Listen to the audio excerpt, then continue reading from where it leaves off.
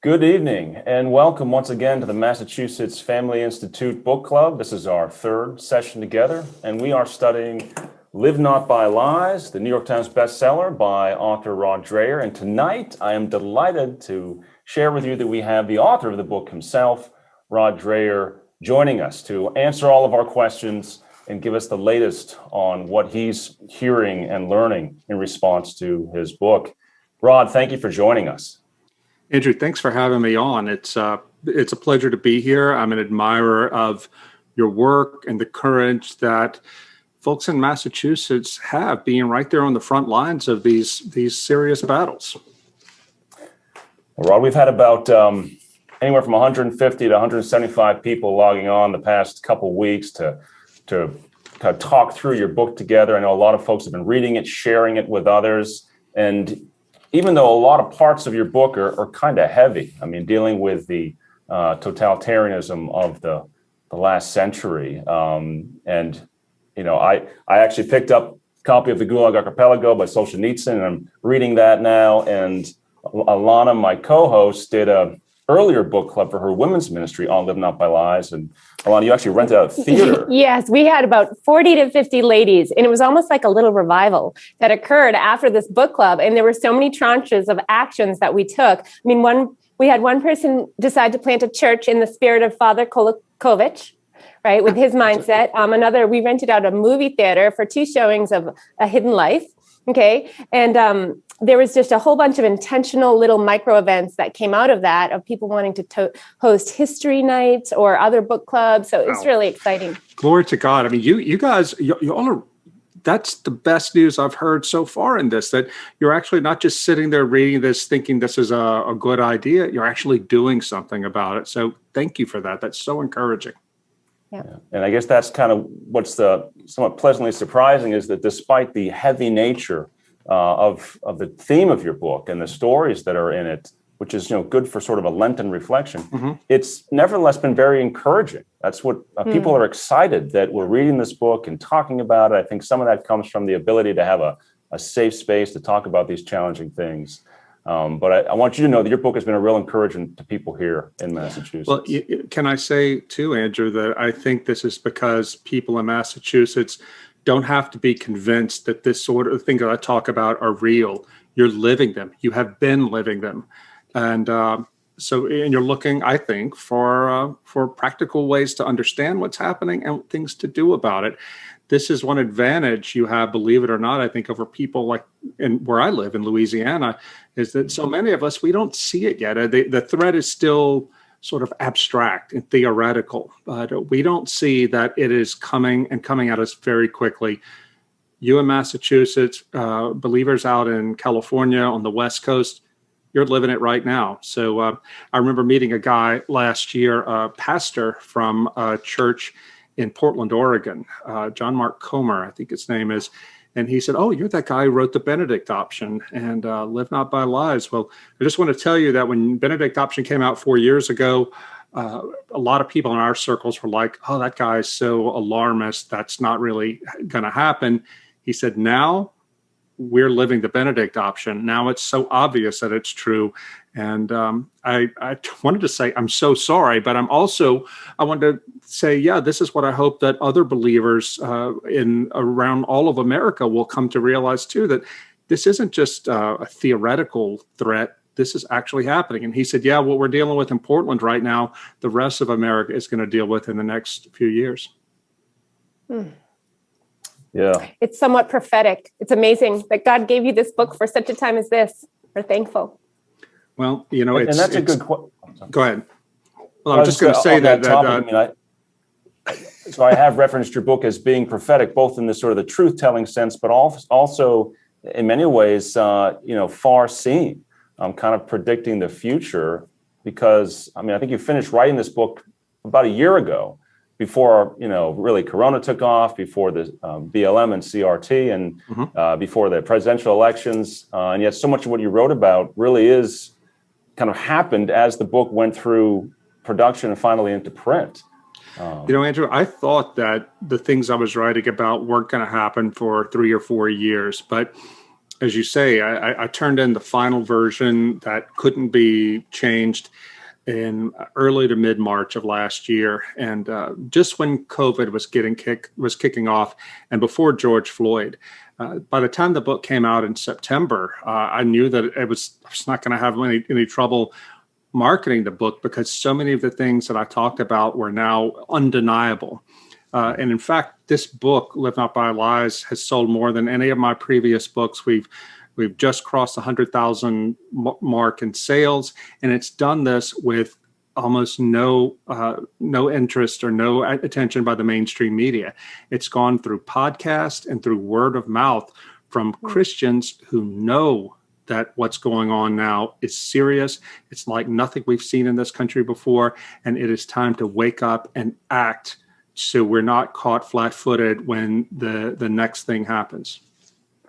Yeah, it'd be interesting to see, Rod, and maybe you have these statistics, if you sell more books in sort of blue states or liberal states than you do in more conservative states. It's interesting.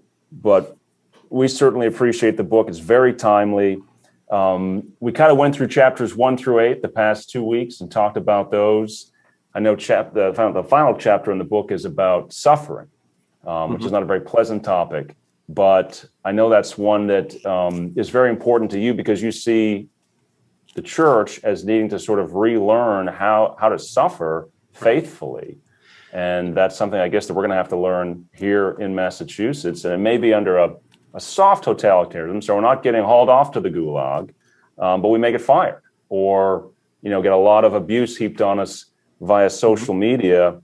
And one of the challenges of the soft totalitarianism is that sort of murky area where it's easy to be seduced by, our own comfort and the fear of suffering, to just not take action. Yeah, when you've been raised, as all of us have in this country, with the blessings of religious liberty, and we haven't had to suffer like the people in pre-totalitarian Russia had to do. But it's easy to think that this is normal, this is natural, that any bad thing that happens to us is unnatural. And we forget that the history of the church from the apostolic age on has been one of suffering. There have been people who've had to suffer in every generation for Christ. Right now in the United States, we have things pretty good. But if you look in Africa, in Nigeria, for example, where Boko Haram is assaulting Christians and murdering Christians in the name of radical Islam, if you look in China, where the communist government is persecuting the church, this is happening right now. And I do believe it's going to come to this country very slowly, but we're seeing a quickening happen right now. And I think, Andrew, that the core of this totalitarianism is going to be soft, in the sense that it is going to play on the fear people have, ordinary Americans do, and American Christians included, have of discomfort, of a loss of status, of a loss of money, of a loss of position, and a loss of safety. The new totalitarians often do this, come at us on the grounds of safety. We would just want to make the world more safe. I remember back in the year 2000, I wrote a piece for the Weekly Standard magazine about something happening in Massachusetts with GLSEN, Gay, Lesbian, Straight Education Network. They were coming after the Massachusetts schools at the time to taking their ideology and cloaking it as an anti-bullying effort. I'm sure I don't have to explain to the people watching this what a fraud that was, but it was something that back then, if you would go to people and say they're using this as a Trojan horse, people would say, "Wait, are you saying that gay kids should be bullied?" I would be like, no, I'm not saying that at all. Nobody should be bullied, but you don't have to completely change people's idea of what male and female are, what right and wrong are, just to stop bullying. But this has been a very successful attack by progressives, by those who want to overturn faith, overturn traditional morals, because everybody wants there to be safety. And if they end up talking about how dissenting opinions, as they do in colleges and elsewhere, if dissenting opinions make people unsafe, make people feel unsafe, well, then we have to quash those dissenting opinions. That is what is happening. We saw in 2015, I think this was a real turning point for America.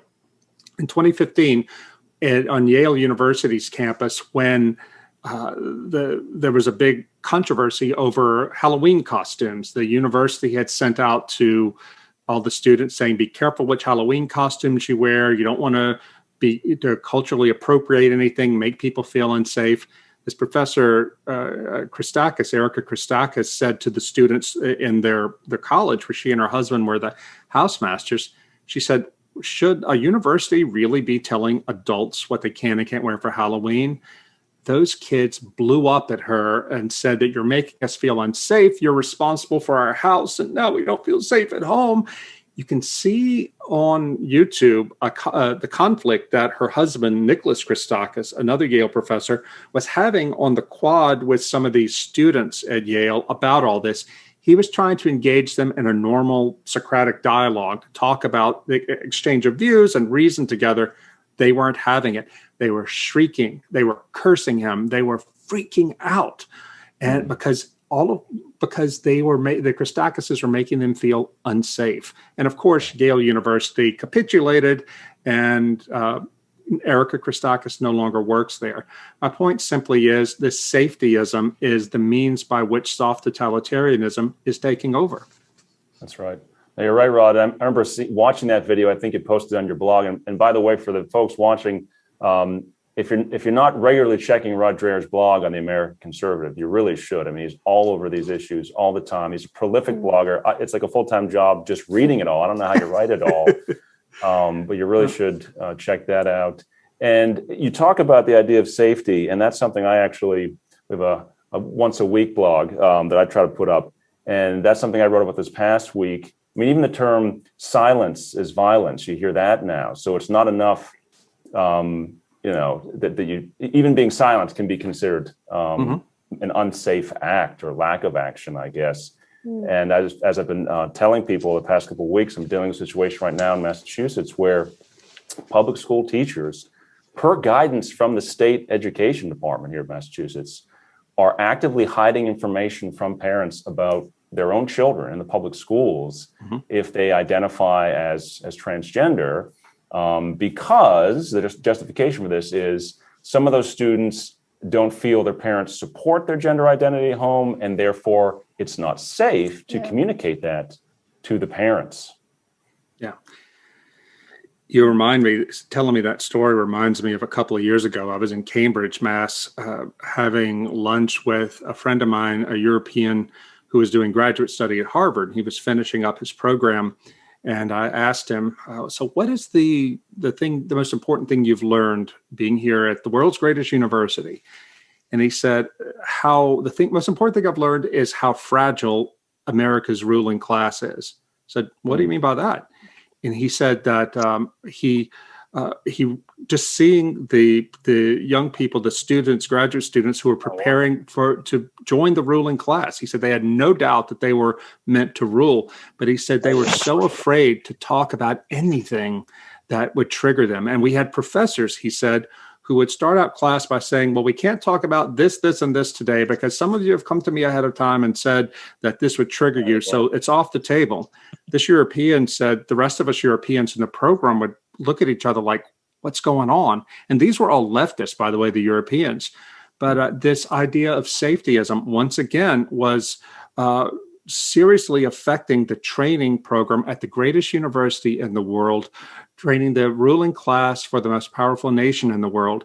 And this man said, look, as a European, I love America, and we trust America. We need America to be strong for us, but America is going to fall apart if this is what its rulers, the way they view the world. Yeah, a couple of people have written in questions on the issue of this progressivism, which I think is built into that, or the safety idea comes through that progressivism is really like a replacement religion for Christianity, maybe even a heresy of it. Now, one of the writers even said, is progressivism a cult? Now, to that point, Alana, you were just telling me before the show here about one of your daughters. Alana has 6 daughters. This one daughter's in middle school, in the public Yes. schools. Well, she's a freshman. She's in ninth Okay, grade. sorry. But we've been talking about this book. She did the book study. We're constantly talking about speaking up. And her teacher on Friday gave the class an assignment. He talked about how the Bible is made up, God is fake and man-made. And they had to write a 5-point essay on an idol. They had to create an idol and talk about what they wanted the idol to do for them and create their own God, so to speak, and do a whole subculture on it. And I said to her, did you speak up? Did you say something in God? She said, no. And then that night she said, Mom, I felt really convicted. And she sent him a long email that said, actually, I do believe there is a God, and his name, there's only one, and his name is Jesus Christ. And she went on and on. It was this great, great email. And I think it's because reading this book, I think for our household is just really put it at the forefront that it's no longer okay to be silent. Yeah, on that's these true. things. Because they get God bless her. emboldened. These teachers, they get emboldened. We're right next to Cambridge too. So we're right in the thick of it. Yeah, well, God bless your daughter. That is the kind of courage that we need. I had lunch on Sunday with 2 young men who were passing through town, college students from back east who are going through my town here in Louisiana, in Baton Rouge, on spring break. And they just wanted to have lunch with me. And so we were talking about what their experience is in college. And one of the young men said, I feel really ashamed this past semester in one of my classes. You can't be silent, and it's not a matter of silence equals violence, but it's a matter of if you want a good grade, you have to participate in class. But he said the pressure to mouth progressive pieties is overwhelming. If you disagree, you're going to bring down the mob on you. And he said, I found myself saying things that I knew weren't true, that I didn't believe because I wanted to get a good grade and I didn't want to get in trouble. He said, I'm ashamed of that now because I've read your book and I'm not going to do that again. And I said, God bless you, because it's happening on the front lines. We learn right now from these experiences what we have to do, what it means to be courageous, and what it means to stand for Christ. Rod, another question that came in asks if you've read the book or heard of the book Slaying Leviathan, Limited Government and Resistance in the Christian Tradition by Dr. Glenn Sunshine. It sounded familiar to me. I thought I might have seen it on your blog, but I wasn't able to find it when I looked quickly. But in any event, I guess Dr. Sunshine in his book is suggesting, overt resistance. And from what I can tell, and obviously I want to hear what you have to say, but when I read Live Not by Lies, it seems like you're more intent on building up spiritual resistance to totalitarianism and not so much armed resistance. A reflection of 76 AD and 1976 Russia, not 1776 Lexington and Concord at this point. But it seems like we don't have a theology for discerning how and when to resist, whether it's civil disobedience or sort of armed resistance. Mm-hmm. As a church, I don't even know if we have a consensus of what the lies are that we shouldn't be living by. I mean, there's even amongst Southern Baptists, at one point, there was some back and forth about, do you use the preferred pronouns as sort of pronoun hospitality? Or do you make that a bright line, as some people that I've interacted with have made in their personal lives, when it may cost them their jobs not to use the preferred pronouns?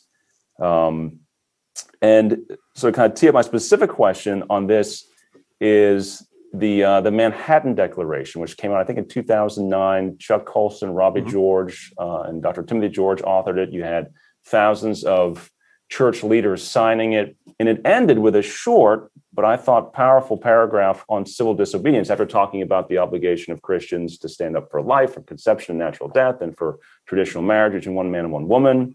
Again, this is 2009, so I don't think anyone was even thinking about transgenderism at that point. But they say at the end, because we honor justice and the common good, we will not comply with any edict that purports to compel our institutions to participate in abortions, embryo-destructive research, assisted suicide, and euthanasia, or any other anti-life act, nor will we bend to any rule purporting to force us to bless immoral sexual partnerships, treat them as marriages or the equivalent, or refrain from proclaiming the truth as we know it about morality and immorality and marriage and the family. We will fully and ungrudgingly render to Caesar what is Caesar's, but under no circumstances will we render to Caesar what is God's. I was very grateful for that statement, but it seems like the whole thing's kind of gone dormant since Chuck Colson passed in 2012.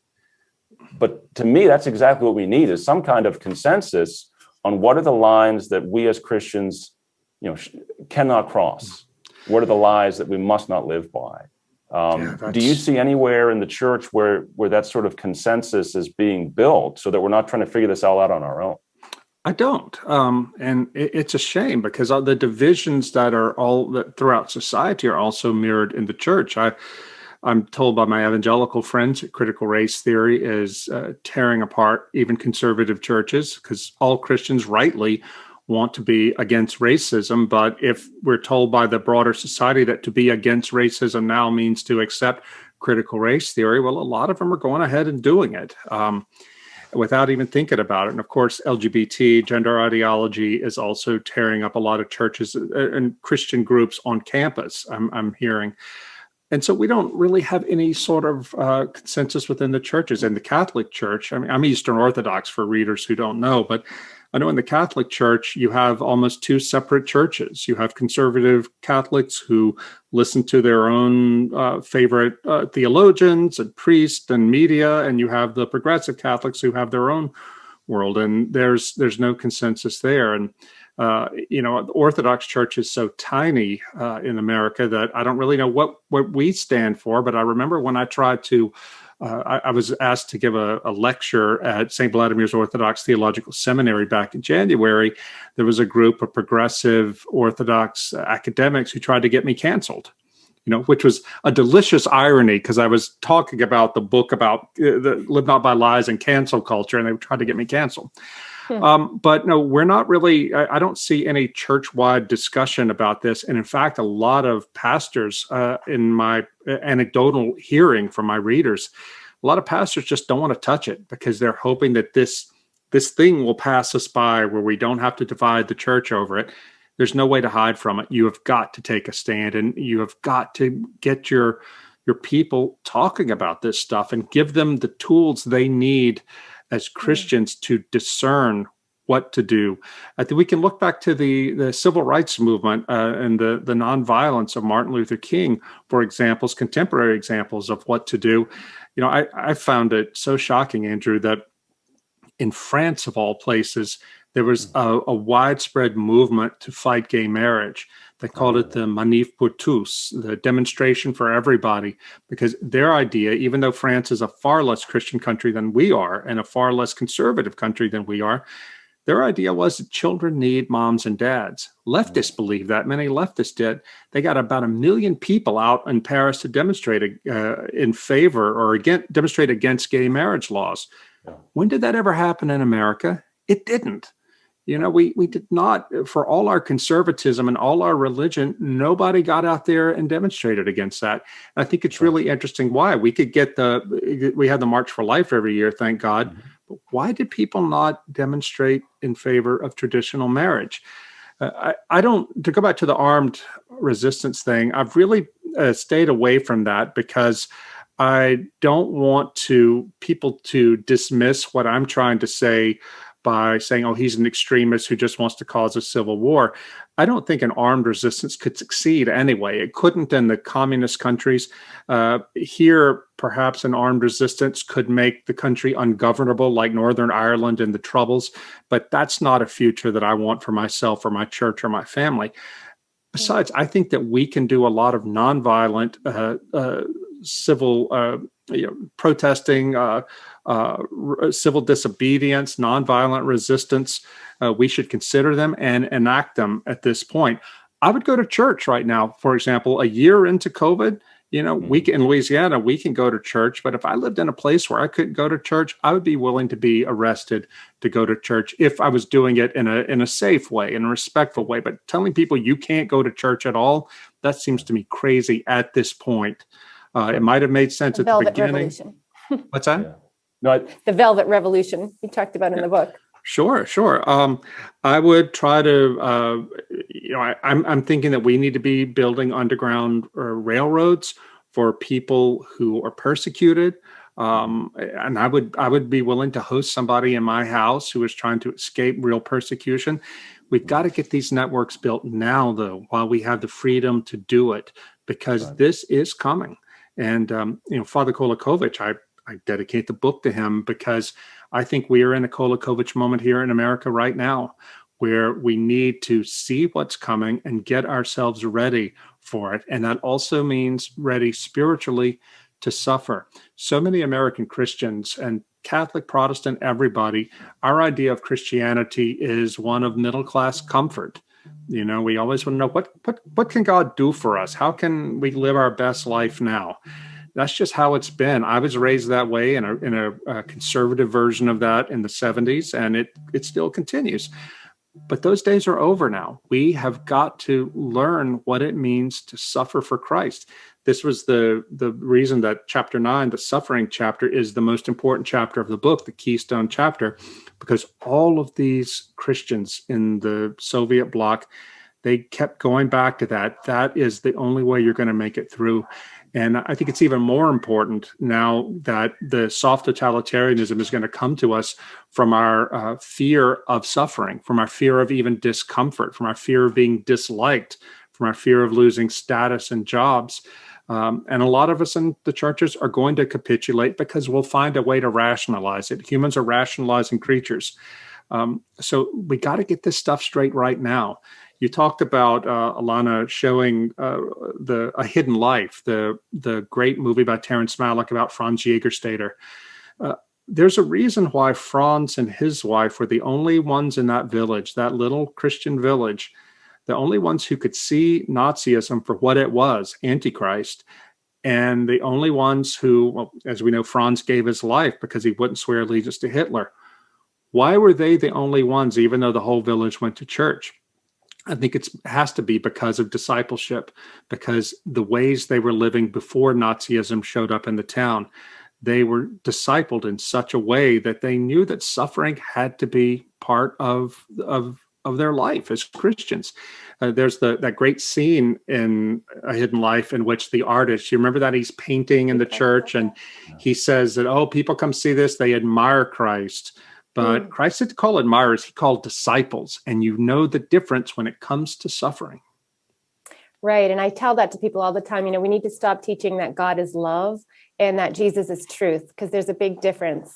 Where we are, a lot of the churches are kind of promoting this kind of hippie Jesus, full of tolerance, but it's just not the way the Bible really portrays him to be.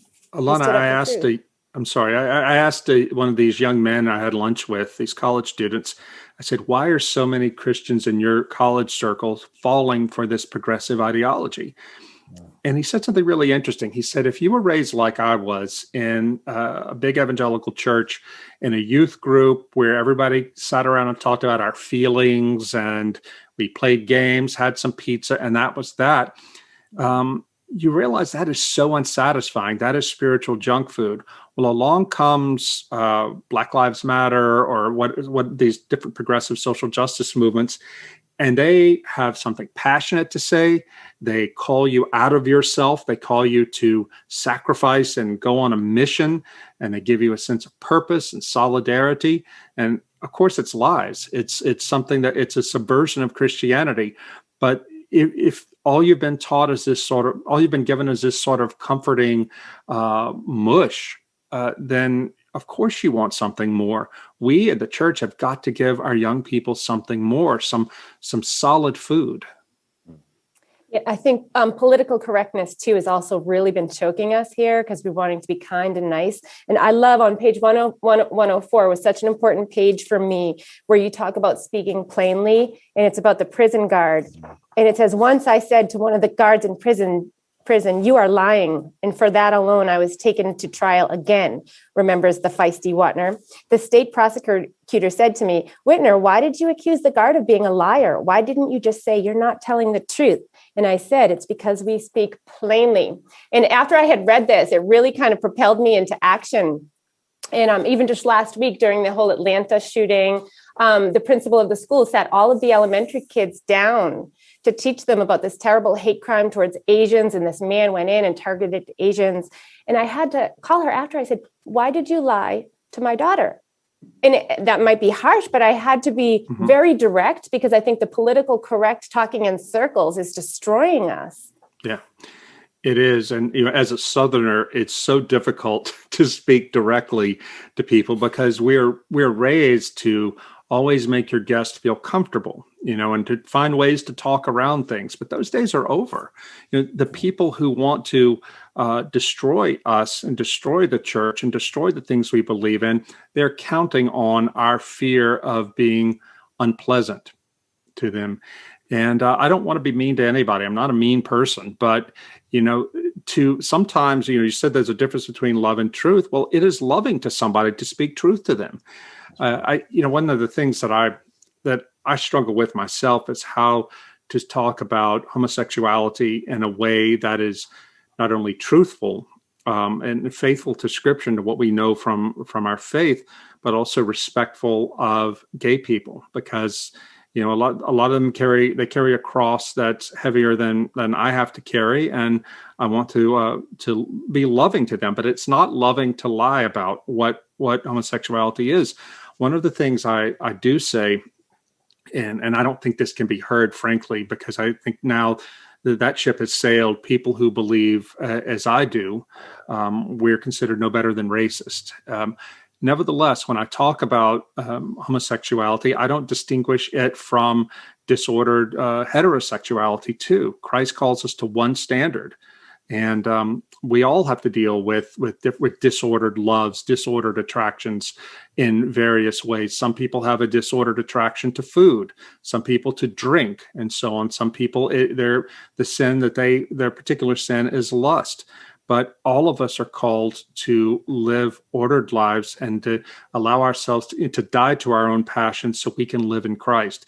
This is something that as an Orthodox Christian, I have that conception of things, of dying to self and to your own passion so you can live in Christ, is a big deal. And it has helped me, even though my struggle is not with homosexuality, it's with food and it's with other things. So I try to talk about it in those terms, and I try to talk about what is a human being, what is a person. We are more than our desires, and there's something about human identity that is outside of us. We can't decide on our own what we are. And sometimes you can get ahead, you can find some common ground with people, but generally I find that now people just want to yell at you like they yelled at Professor Christakis. Rod, I think you've said, maybe it's in your blog posts at various times, that we could win every election from now, for the next 20 years, but still continue to lose the culture war. And I think that's, to some extent, that'd be true with any sort of armed conflict as well. To go back to that question, that if the first thing we've got to do, and I think you focus on this in your book, is you really have to disciple ourselves and our families, our children, to survive the cultural conflict. Yeah. And sort of the political, legal, or even, God forbid, military conflict. That really doesn't matter if you don't have the first thing squared away. Thank you for saying that. And this is one of the reasons that I've also avoided talking about any kind of armed conflict. It's because I think so many Christians, well-meaning Christians, like to think that if we just elect the right person or get the right people on the bench, that's going to solve our problems. Well, it hasn't solved our problems because politics is downstream from culture.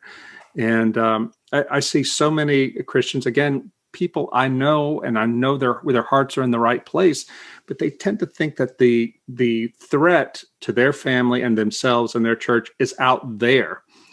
And they miss the things that we do ourselves in our own families, like giving our kids smartphones, things like that, our little kids smartphones, that serve to undermine everything we're trying to do in our churches and our Christian schools and our family. I think that we have to be involved in politics, if only to protect religious liberty. But politics is not the most important thing. A guy who goes to my church, that he's part of an ecumenical Bible study, he told me this last year. And he said he was trying to get the guys in his church in last October to read Live Not by Lies. And And he said they were telling him, God's in his Bible study, not his church. He said, they told me like, oh, we don't need to read that. Trump is going to go back in and everything's going to be taken care of. And I said, yeah, even if Trump had gone back in, we'd still be dealing with this. Trump didn't stop it when he was president. If Trump had been the greatest philosopher king president we've ever had, he still couldn't have stopped a lot of this because it's coming from the culture. And it's coming, so much of it is coming from big business. And in a liberal free market democracy like ours, if big business is captured by an ideology, it's going to be very, very hard to stop it. And one of the scariest scenarios from a parental rights perspective that I've dealt with over the past several years was, a young girl. This tends to be the case statistically. Young teenage girl who was identifying as trans, and DCF got involved, put the kid in a sort of residential psychiatric hospital for a period of time. So she's out of the home. The parents are trying to get her back. Terrifying stuff as parents. Part of the tension was that the parents didn't support the transgenderism. Mm-hmm, mm-hmm. But what was really scary was this wasn't some kid in the public schools. This was a Catholic, faithful Catholic homeschooling family. But the daughter had been given a smartphone early on, which the parents later on realized was a bad idea. But it was just be able to communicate because she's on a travel team for sports. Mm-hmm. You can see how this happens.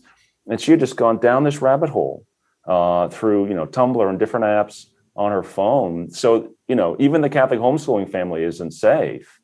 Yep. And we may need an underground railroad for families like that, because I remember thinking as I'm talking to the dad, I'm trying to figure out legally, what can we do? Part of me wants to say, look, pick your daughter up from the hospital, take her right out of the parking lot, and keep driving south till you hit Texas. Yeah. But then you had the situation in Texas shortly thereafter where you had a divorced couple, and the mother was transing the son, and the dad wanted to stop it. And I think he almost lost custody, or was in custody down there. So I don't know that any place is safe. But how can we build, the idea of the parallel polis, I think you mentioned. Yeah. How can we build institutions that will not constantly betray us? Because it seems like every single institution in civil society, with the exception of some churches and some Christian schools, is just stabbing parents in the back on this stuff over and over again. It's exhausting for my wife and me, and it's exhausting hearing from all these other parents that bring their frustrations to me, and to not necessarily be able to help them a lot of times, because so many institutions have just crumbled. First to the LGBT stuff, and then the ones that held out on that seem to just double down on CRT and BLM, because now they can finally be with the NPR crowd. Yeah, they weren't really happy about having to say no on the LGBT agenda. Now they're making up for lost time. Yeah. How do we build a parallel city as Christians, so we have these infrastructure to support us and our families? You talk about all the institutions having been lost. This is the element of this is an element of totalitarianism, and this is why the model that we have in our minds of the 20th century of the state being all powerful doesn't really apply here. We don't have an all powerful state, but when you have the state, when you have big business, when you have big tech, you have the academy, schools, the media, every institution that forms identity and culture is controlled by the same ideology. That is a form of totalitarianism, and that's what we're having to deal with. The term parallel polis was invented by Václav Benda, who was the only Christian among the top leadership of the Czech anti-communist dissident movement. And he said that his idea was that we can't, as Christians, just hide in our house and just wait, hope that the bad guys won't find us. Because a lot of Czech Christians did that. They were able to, they just conformed and never spoke out. They could live without trouble from the government. But Václav Benda said, we can't be faithful Christians if we live that way. But he also said, we have no way of exercising political power in this totalitarianism. So what we need to do is create a structure of our own, a society of our own that exists in parallel with the broader communist society. And he said later in life that he regretted that he didn't pay more attention to education. He said education should have been at the center of that, and he did not appreciate that enough in the communist years. I think that we have to build independent schools as much as we can. And it may require having to leave a state like Massachusetts for a state like Texas. But insofar as we can build independent schools, we have to do that. We also have to build stronger, thicker church communities and other fellowships like Father Kolakovich's prayer groups who would come together. But they have to be people who share the same view, because if you have division in there about what we can and can't, what we are and are not going to accept, then it's going to fall apart. And That's we a have really to, good point. You know, I run a women's ministry here in Massachusetts, and it was for a long time, it was just trying to please the masses. And there was always this question, well, you're going to offend some if you bring in that speaker or not. And so now, after reading this book, I'm just focusing on micro events, and it's for those who want it. And if you don't want it, that's okay, no problem. But this is for those who do. And it's a total shift in mindset because of what you're saying. Yeah, I'm glad to hear that. I mean, we've had this seeker-friendly model of church for so long. Well, we need to be finder-friendly for the people who really want this and who are willing to sacrifice and don't just want the faith and church as a sort of psychological blanket to help them feel better about their anxieties. We need people who are prepared to suffer. And in the parallel polis, I mean, this is not going to be necessarily the same thing as others in our church. I'm finding that people, I was just in Alabama, in Birmingham, Alabama, talking to some people, giving some lectures about this. And I was finding that I was talking mostly to men, and they were saying that, you know, most of the people in our church don't agree with this, and they're just, they don't want to talk about this. So they're finding fellowship with other men and women from other churches who share the same vision, the same countercultural vision. That, I think, is a good start for the parallel polis. But, you know, we have to find some way to live in community at a time when we are being pushed out of their natural communities. And I wrote about parallel polis, first of all, in the Benedict Option, which came out 4 years ago.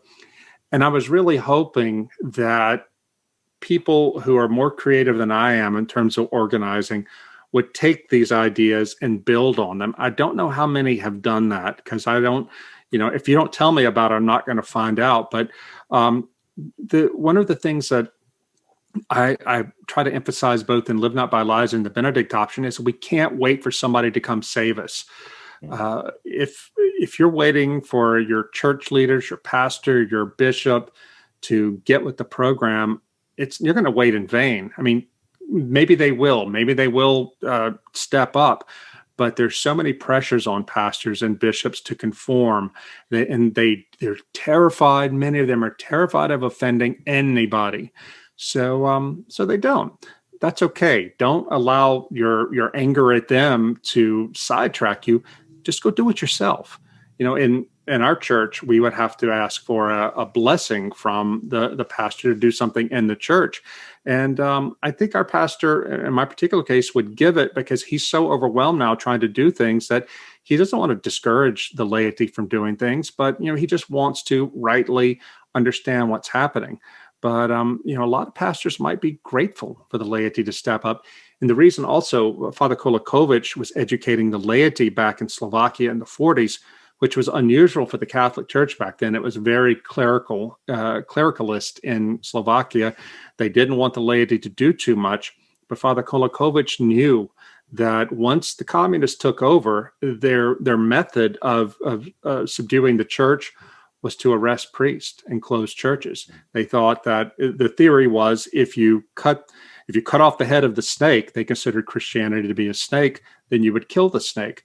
This is why Father Kolakovich worked to equip the laity and priests who understood what was coming upon them to resist. And I think this is a reason why we in the laity need to, who are committed to following the traditions of our church, need to step up and be creative minorities, even within our own churches. Yeah. One of the questions I've gotten a lot, and I have it myself, because I read the Benedict Option when it came out. I talk about it a lot with people, constantly sort of defending against the false accusation that it's running for the hills, yeah, which it's not. But I feel like a lot of us are kind of trapped in between, or find ourselves in between kind of the Benda family, where, we're not under Soviet oppression right now. No one's getting hauled off to a gulag. So we can do more than show hospitality and read good books to our kids and all those important things. We actually spent about an hour last week talking to some wonderful young men and women about how their families did things similar to the Benda family.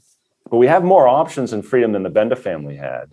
But at the same time, when I read the Benedict Option, some of the examples you give, which are beautiful examples, like the Tipiloshi in Italy, we're not there either. I don't have sort of a Catholic independent community in the countryside of Italy that I can feasibly go to. Where do we find? I think we need. I know there's a lot of people who need other examples of sort of Benedict Option type communities, or whether that fits in the parallel polis, that are sort of doable now in 21st century America, and can be done fairly quickly. Sure. Because there is a sense of urgency, especially when we look at our kids and the challenges they face. But we still have time and resources to do things. We just don't know what to do. Well, one place we could start is by starting prayer groups like Father Kolakovich did. He, as you know from reading the book, he had this method called See, Judge, Act. He didn't have this huge worked out theory of this is how we build the resistance. He just got concerned people together to pray and also to study. And when I say study, I mean they would talk about what was happening in their society and what they were called to do as Christians to resist it. And then they went out into the world and acted. They spread these prayer groups everywhere. And out of that emerged the underground church. We have to start somewhere. And I've seen classical Christian schools as being one particular locus of resistance, of being kind of like Benedictine monasteries in this new dark age. That could be one place to find community.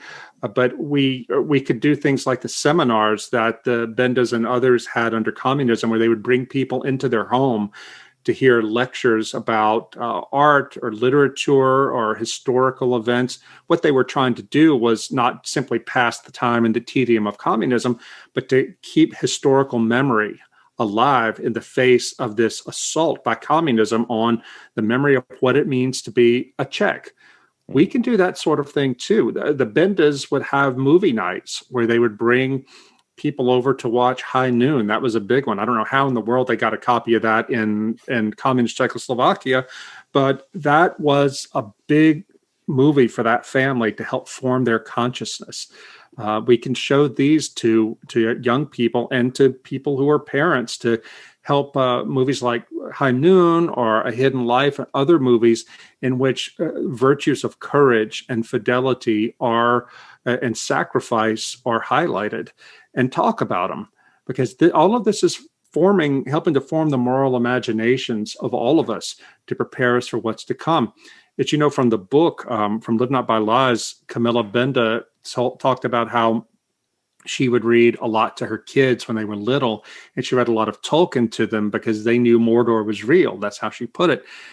What she was talking about more broadly is that these kids couldn't really understand what communism was or the details about what their parents were involved in, this movement they were involved in. But the kids could understand what the Fellowship of the Ring was. They could understand what Mordor was, and they could understand what Frodo and Gandalf and the others were doing, working together to fight evil. And they could understand by analogy that this is what mom and dad were doing too with all their friends. And in this way, in pouring these stories into the hearts and the minds of their children, they gave them a real foundation from which to build their own resistance as they grew older. We can do things like that.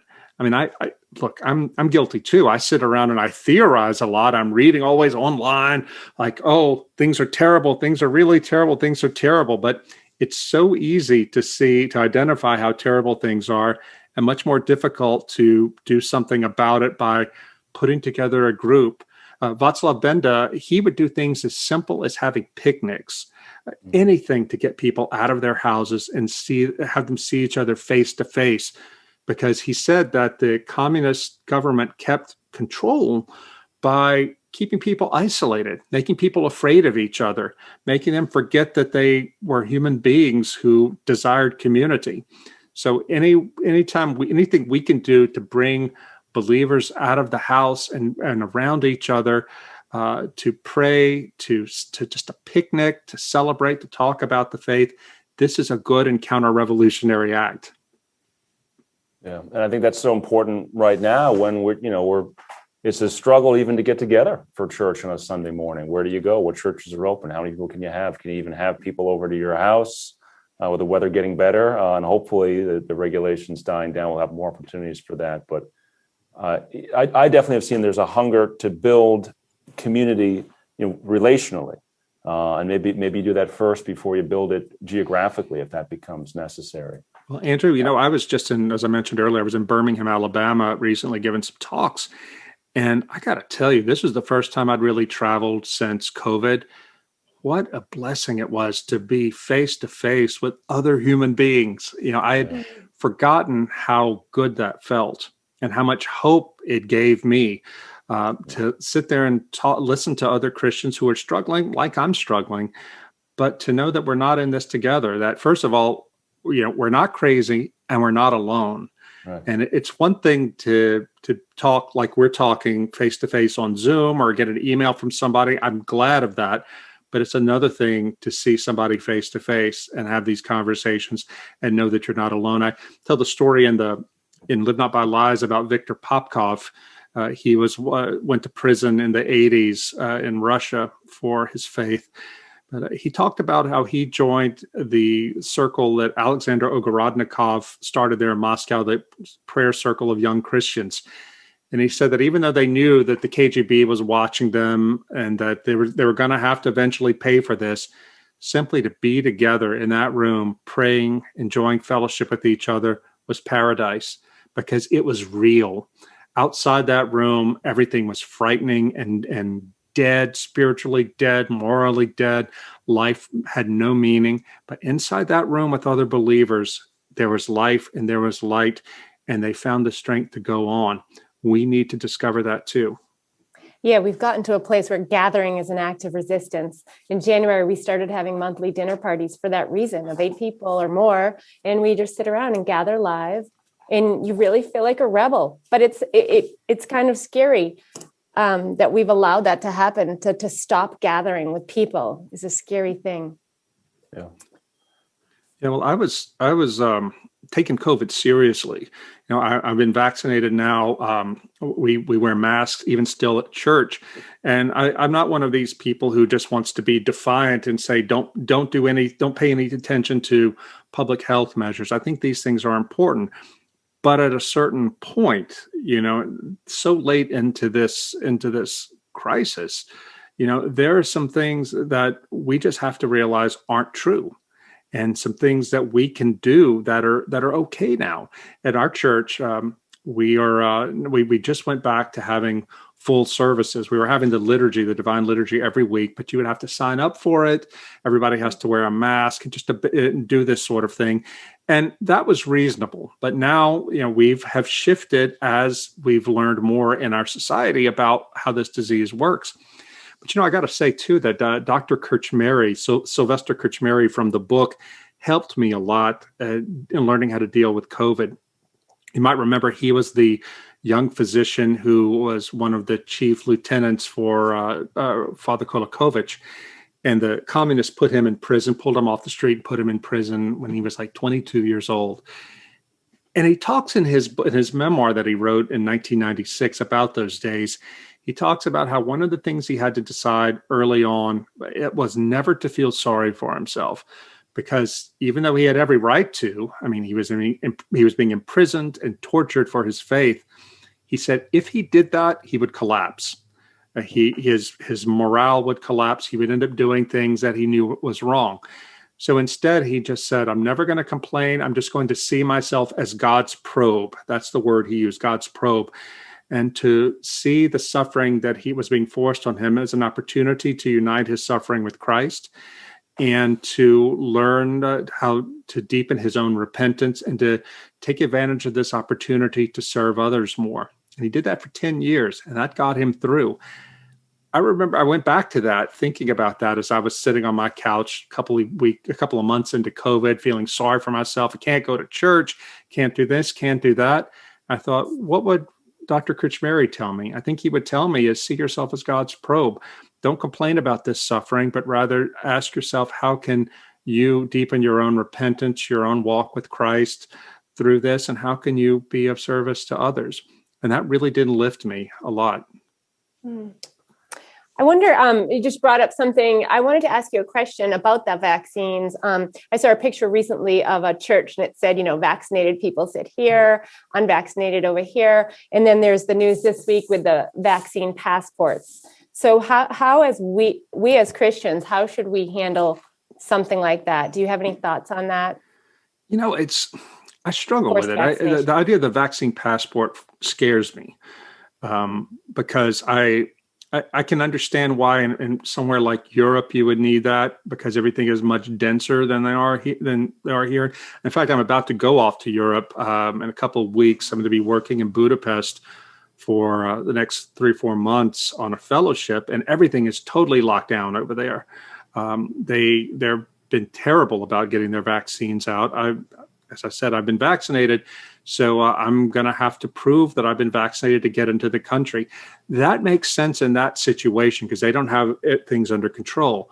We are much better off, infinitely better off than they are. So I worry about vaccine passports as being an unnecessary government control. But in terms of separating the vaccinated from the unvaccinated, I'm divided about it, frankly. I can see that there is a real public health need to limit the exposure of people. I mean, we've dealt with this in our school, our kids' school. They've had to shut down a couple of times this semester because of small outbreaks of COVID. They wanted to stop it so we could continue to meet because we've been able to meet all year. My wife is an administrator there, and they've done such a great job at this classical Christian school of keeping the kids safe. But this semester, they've had a couple of breaks because of this. It makes sense to do certain protocols. But when it comes down to separating the vaccinated from the unvaccinated, there's just something in me from having read all about the totalitarianism. It sort of sets off my alarm bells. But I haven't really thought deeply about that, to be honest. Well, I think that raises one of the issues I wanted to ask you about, Rod. There's the strategy of see, judge, act. And I think, the act part is perhaps the most intimidating. But to me, the most bewildering can be the judging part, because as you talk about in a totalitarian society, everything is politicized. And I mean, I think we all saw how over the past year, COVID, the pandemic was extraordinarily political. And I think almost the politics of it switched early on. Because you had, Nancy Pelosi in Chinatown in California saying, no, we should be out here ordering food. This is fine. Don't worry about it. And some people in the Trump administration saying we need to take it seriously. And then kind of the ethos has switched sort of early on, but it's been very politicized the whole time. You have conservative states are kind of almost wide open right now. Blue states, for lack of a better term, are still very much on lockdown. And so it's hard to know, where do you find truth on this with the masks that at first we're told you shouldn't be wearing them, you don't need them, they don't do anything. Now you got to wear two, even after you have the vaccine. People are worried, does the vaccine contain fetal body parts? Is it going to change your DNA or your RNA? I mean, one of the challenges is, where do we even find the truth on this stuff so we can discern the moral and ethical issues? Where do we even find sort of the relatively objective scientific truth on these questions? This got brought up in our Bible study that we had with all the women too. They said the problem isn't judging and acting, the problem is seeing. And they brought it back to for one whole year, they would go to church and nobody would talk about what was happening on the headlines. So how can people see if we're being silent on these issues? So with our monthly Bible, we do a monthly weekly Bible study. And the first thing we do is talk about the headlines so they see, because you can't judge or act if you're not seeing, if you don't know what's going on, if you don't know what's in the vaccine, then how can you judge whether or not to take it? So they don't even know what's in the vaccine. They don't know that it's made with aborted babies, some of them, and they need to know which ones are made with aborted babies and which ones are not before they can make that judgment. But if we're not talking about it, then how would they know? So how do we navigate, Rod, between sort of propaganda and conspiracy and find the truth, because we worship a God who is truth incarnate? How do we find the truth so we can do the judging and the acting? Yeah. Uh-oh. Did we lose him? Did we lose him? Well, let's see. I think we lost him. It was a tough question. He hung up on us. I wonder if he get cut off at 8. Well, I'm sure he'll try to get back in. Yeah. Zoom might have cut him off. It might have cut him off. I don't know. Marianne, I'm sure, is looking into it. Yeah. A producer there. But that is definitely a challenge. Where do you find sources of information that you can trust That's so you right. can make these decisions? I know, for example, That's right. on the transgender issue, there is I think it's the American College of Pediatrics as opposed to the American Academy of Pediatrics. The American College of Pediatrics is a smaller group, but they have thousands of doctors still who are share our faith, share our understanding of male and female, Right. Biologically. Well, just this week, I had to ask Mass Family Institute for sources where I could find truth, because the algorithms, whenever you typed in, my daughter was doing a paper, and whenever she was doing research, Wikipedia or some of these sites would come up that were all leftist. And I didn't know where to find true reporting without the propaganda. And so you guys were great with resourcing us. Yeah, I feel like that's one of the roles that MFI sort of has been taking on. I had a Christian school headmaster reach out to me for resources on CRT, which is not sort of one of our traditional issues, but I was able to point her in the right direction. I'm sorry, y'all. My computer just collapsed. Just everything went off, and you probably thought the deep state had got me. Well, we have some, and I guess that's kind of goes to the question: where do we find sources of truth that avoid both propaganda on one hand and maybe conspiracy on the other? Yeah, this is something that Hannah Arendt, the great 20th century political philosopher, said was a mark of a pre-totalitarian society, that people quit trying to find the truth and they instead just wanted to believe what they wanted to believe. This morning, I was talking to my doctor, and I hadn't seen him in months, and he said, "You wouldn't believe what COVID has done to people that I see in my office every day." He said, people come in believing the craziest conspiracy theories, not just about COVID, but just about everything. Whether they're on the left or the right, they believe crazy things. And they say, "What do you think, Doc? What do you think?" And he said, they want me to affirm them. And I will say to them, "Well, where are you getting this?" He said, "It's all coming from social media." So what I would say is, and I'm somebody, by the way, who has worked in the media for 30 years, and I have what I consider to be a healthy distrust of the media, especially when they write about cultural issues. That said, I think the only thing we can do is to read widely, and not just for things that reinforce what we already believe, but read in a discerning way to try to judge and to sift what is true from what is false. It's incredibly difficult today, but that's the only way I can see going forward. Do you have a trusted news source that you would be willing to recommend? I have no news source. There's no news source I trust without question. I mean, I read the New York Times. I have to read the New York Times for the same reason. If you wanted to know in the Cold War what the Soviets are doing, you had to read Pravda. But no, I read the Times. I read Fox. I read widely on the internet. I like to follow certain people on Twitter whom I trust. But there's no go-to source that I see, because I think everybody has an angle now. And it's interesting. When I went through journalism school, I graduated college in 1989, and with a degree in journalism.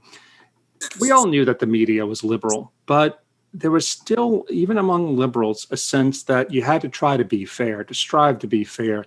That's completely gone with the younger generation. And we've seen this even at the New York Times, by the people they forced out there because of mob action by the young woke mob in the newsroom, and the collapse of authority and the willingness to exercise authority among the leaders in the newsroom, the upper senior editors and publisher. This is happening all across the media. Washington Post, it's happening, and all kinds of media outlets, it's happening. So it's a really, really confusing time now. And I tell everybody, just be skeptical. No matter what you hear, be skeptical. Try to check it as much as you can. Well, I was just telling Andrew, I think you got cut off, but this week, one of my daughters had to write a paper. The big push now in Massachusetts is domestic terrorism. Conservatives are domestic terrorists. Of course. So she had to write a whole paper on this. But whenever you do a Google search and put in domestic terrorism right now, what is our biggest threat? They all come up with conservatives. Say that all of the sites say the same thing. And so I had to ask Andrew, can I have another source other than what you Google? And it was really hard. I think a teenager doesn't know how to go around algorithms and all of that. So do you have how do we navigate this? Boy, I'm 54 years old, and I wonder if I know how to navigate around this. What I tend to try to do when I want to know things is I go to think tanks, sometimes the Ethics and Public Policy Center, the Heritage Foundation. I think I sent a lot of something from Heritage, I think, which that does. The Heritage, that was one. Right. Okay. I mean, of course, they have a point of view too, but you take their point of view and you mix it in with what you're learning from other sources. But Alana, I got to tell you, that is terrifying. What the whole domestic terrorist thing is conservatives. I remember after January 6th, I telling friends of mine, this is going to be the next thing. They're going to say, all of us are part of that. All of us are domestic terrorists. This is happening in the military now. Tucker Carlson has been excellent on top of his story about how the military is now going through an awakening, you could say. And I'm getting emails from people who are in the military, those who are just out of it, who said it's really happening now. They're bringing social justice ideology into the military. And if they've got the military now, what's left? Honestly, what's left?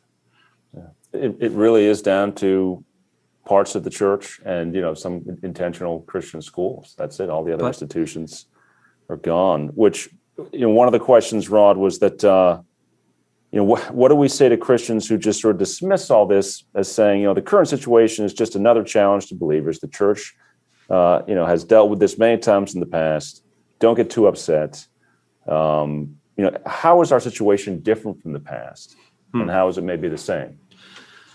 Well, I would start out by saying that this is occurring in a post-Christian context. When I say post-Christian, I don't mean that there are no Christians left. Clearly there are, but I would say that this country no longer looks to the Bible as the story of ourselves. We don't understand ourselves collectively according to what we know in the Bible. And so that really matters because there's nothing to fall back on. I mean, even when the churches have been through struggles before in the past, they occurred within a generally Christian context. That's gone now. Secondly, this is occurring at a time that has been called liquid modernity. I use that phrase in Benedict Option.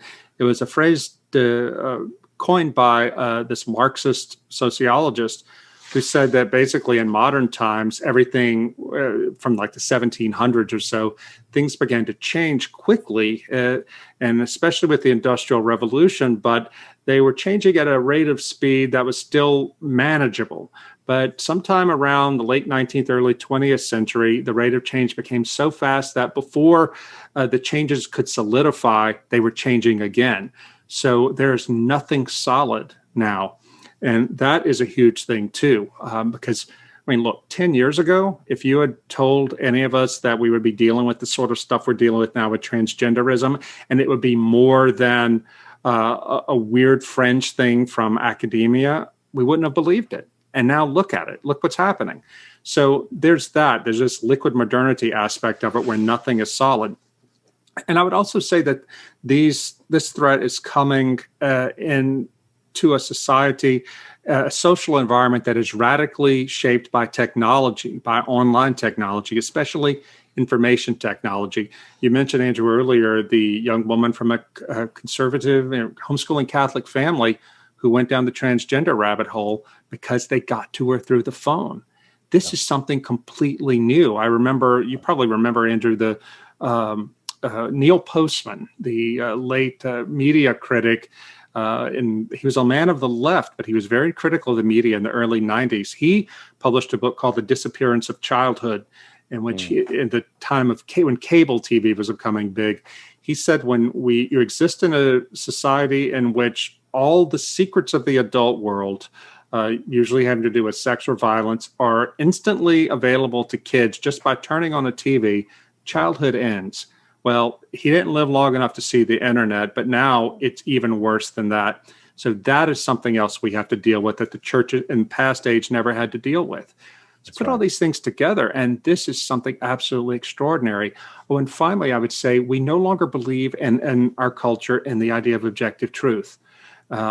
It's so hard to argue with people about that because they say, well, that's your opinion. I'm living my truth. You live your truth. I live my truth. That would have made no sense to anybody 50 years ago, but now it's common. Even from pastors are saying that, well, that's your truth and that's his truth. And there's only one truth.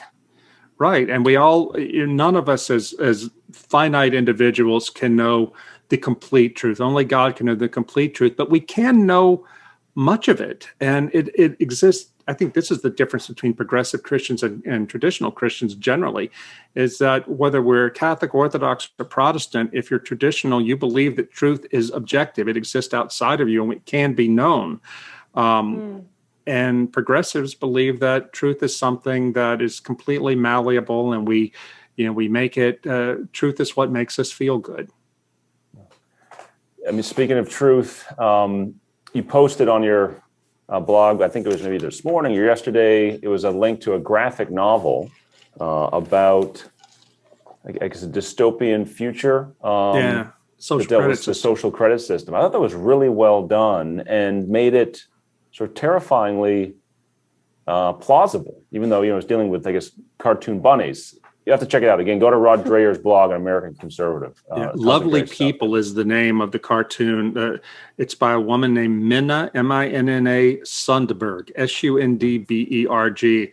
Minna Sundberg, I don't know the world of graphic novels, but she's kind of a big deal, I found out since then. She converted to Christianity a year ago from atheism. And so this graphic novel comes out of her Christianity. Features Christian characters suffering in a social credit system. One of my readers of my blog, who is into that world of graphic novels, he said when she came out with this, her fans have been attacking her viciously because she's a Christian. Really? I mean, how soon do you see that coming, to the U.S.? Well, I mean, it's already sort of here through, the big tech, but do you see that taking on the same type of, an actual score that then drops? I mean, I was thinking on the way in here, I've got a ton of books on Kindle because it's so convenient. So it's Amazon knows what I'm reading, when I'm reading it, where I'm highlighting, all that stuff. They know all of it.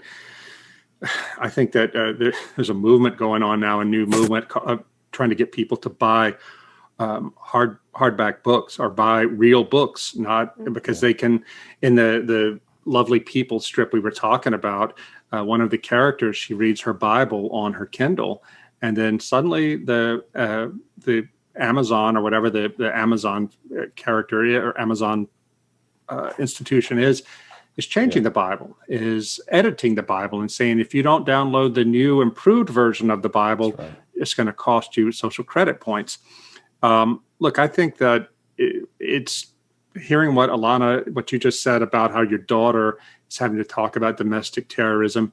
This is going to be the thing that brings on the social credit system in America, because they're going to, this is what I believe, that the media, government, corporations are going to increasingly tell the American people that we have to protect us from domestic terrorists.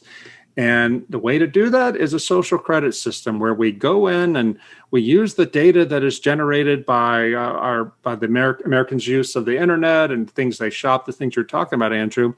And we're just going to find out who is a danger for terrorism. And this is how it's going to happen. I can remember what it was like in this country after 9/11. I was living in New York on 9/11, working at the New York Post. I was standing on the Brooklyn Bridge, about to run into Lower Manhattan towards the fire when the South Tower collapsed. It was absolutely traumatizing. And I was willing for the next year and a half to believe anything the government said to get vengeance for what was done to this country. I look back on that with real embarrassment and even shame because I should have known better. But I allowed my fear and my anger, which was justified. I was right to be angry at that, but I allowed those passions to get the best of me and allowed myself to be manipulated by the government.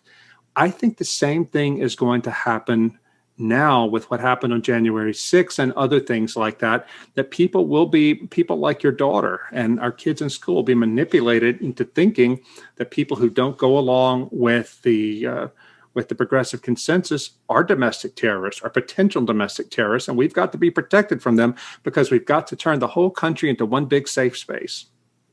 So it could happen soon, Andrew, to answer your question, because we already have the technology. It's just a question of will it be implemented? What I really want to see is people in Congress, Republicans and even Democrats who care about free speech, stand up to this sort of thing. But it's going to be hard to do because you'll be accused, as people who were against the Iraq War were accused of being unpatriotic back in 20 years ago. Pat Buchanan was the founder of the magazine I now work for, was called an unpatriotic conservative because he was against the Iraq War. Similarly, people who stand up to this sort of thing for the sake of freedom and justice and fairness are going to be tarred, and they're going to have to be willing to take those slings and arrows to stand up for what's right. Yeah. And sort of, the painting of conservative Christians as somehow white supremacists. If you don't agree with CRT, if you question the positions of BLM, you're maybe a white nationalist. And there was a definition of white nationalism that was put out recently that I think would include most, Americans who grew up going to 4th of July parades and doing fireworks and saying the Pledge of Allegiance. It's a rate of change, and the degree of change in our culture is so rapid. It's hard to even stay abreast of it, let alone figure out what it means, how to respond to it. I have a story after, the January 6th riot. The principal of our school sat all of the elementary school kids down, had them sit in Indian style and take a moment of silence. That's crisscross applesauce. Okay, sorry. You're absolutely right. They had to sit crisscross for a moment of silence because they were sitting on borrowed land and they needed to think about that. And it is so enmeshed in the schools. I wish people knew what was going on. It's unbelievable. This is why you who live in Massachusetts, I wish I could just turn my blog over to you for a week because you're living today what's coming here, in 5 years or so. 5 or 10 years. And it's just breathtaking because the complacency I see in red America is just shake my head. But you can't afford that complacency. You're in the middle of it. But let me ask you this, and also to the listeners who are the viewers, how long do you live with it? How long do you feel that you can continue living there, or you're going to have to emigrate to another state to where you're not pressured so much? I shouldn't put you on the spot like that, but it's something that I've been thinking about myself. I live in a pretty safe place right now in Louisiana, but at what point would I be willing to pick up and move my family if I had to? I don't know how the answer to that, but it's something that we're all going to have to think about. Well, and where would you go? That's sort of the first question you have to answer. And how much time does moving to Louisiana or Texas buy somebody who's coming from Massachusetts? 5 years, 10 years? Mm-hmm. Are any of these governors in red states going to really, draw a line in the sand on this stuff and say no more? Kristi Noem, who was sort of a hopeful contender for conservative leadership, caved, as you've talked about in your blog, on the issue of saving girls' sports from being taken over by boys and men who identify as women, from pressure from the NCAA, because look, it's March Madness. You can't get crosswise with the NCAA. So she throws out her conservative bona fides out the window because of that. So, are there going to be governors that are willing to have themselves put on a split screen with, was it Governor Wallace from during the integration? Because that's what the media will do to them.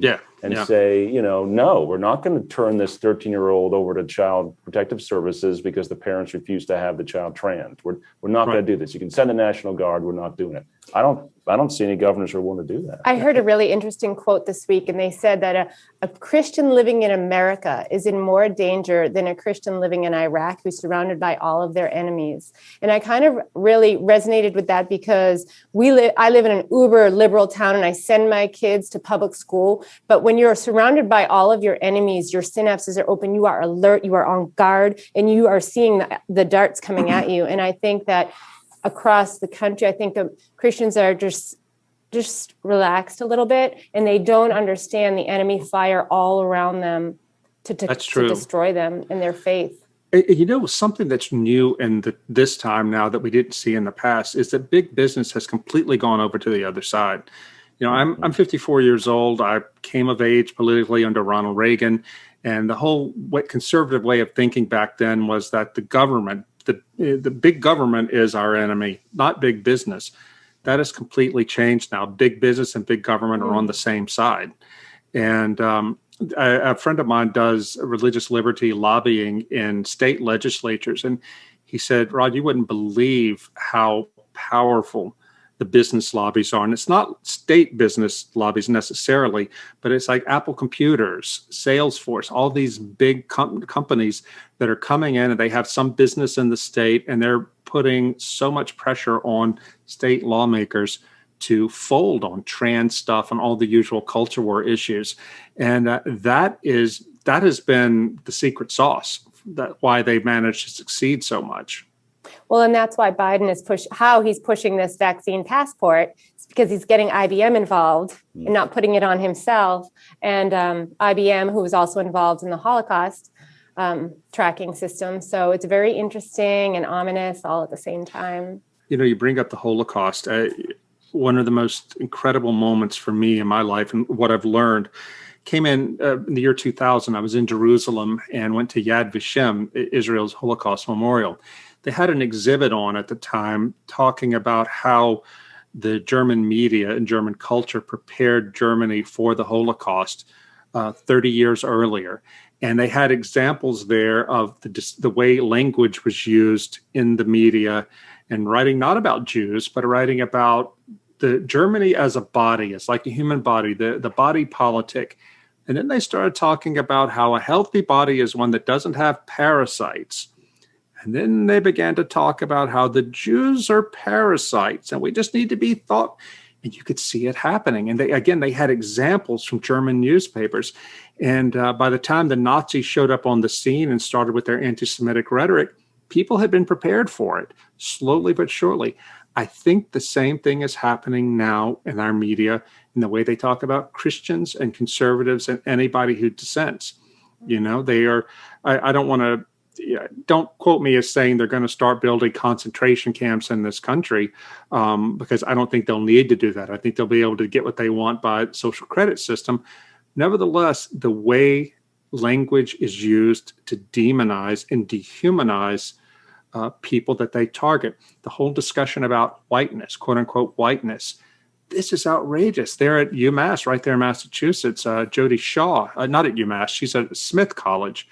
You know, she's a working class white woman who is filing suit against Smith because she said they were racist in the training they were doing in the environment they created on that lily white campus by denouncing whiteness and making white people out to be evil simply by virtue of being white, not because of anything they did or didn't do, but just because of who they were.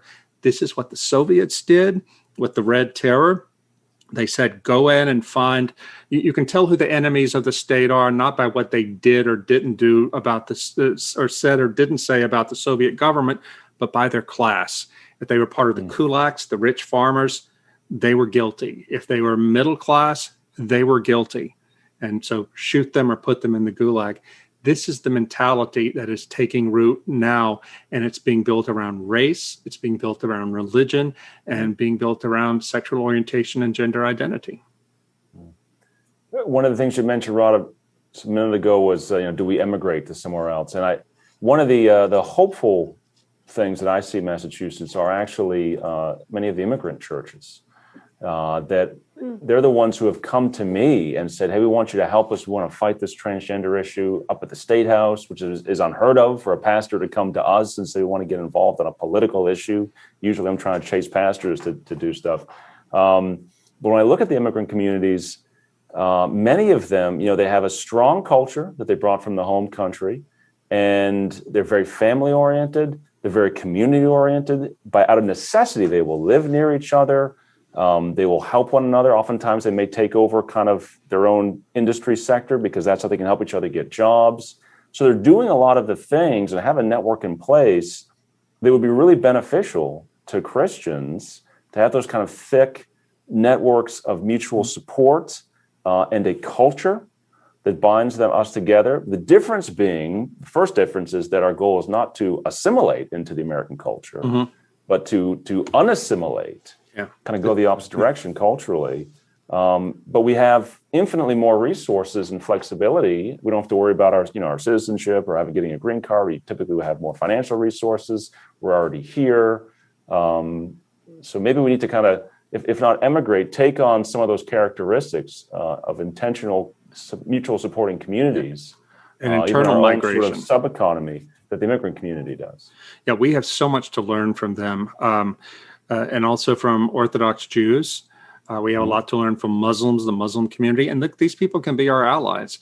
I can remember after 9/11, I was extremely anxious about Muslims. And, I've had to come to realize that, you can't stereotype all Muslims and you can't let your fears dictate the way you see Muslims. But also, I've made friends with Muslims since the Benedict Option came out 4 years ago. Muslim readers who are saying, we're reading that too, because we're concerned for our kids too. And I'm thinking, why aren't we standing together with each other?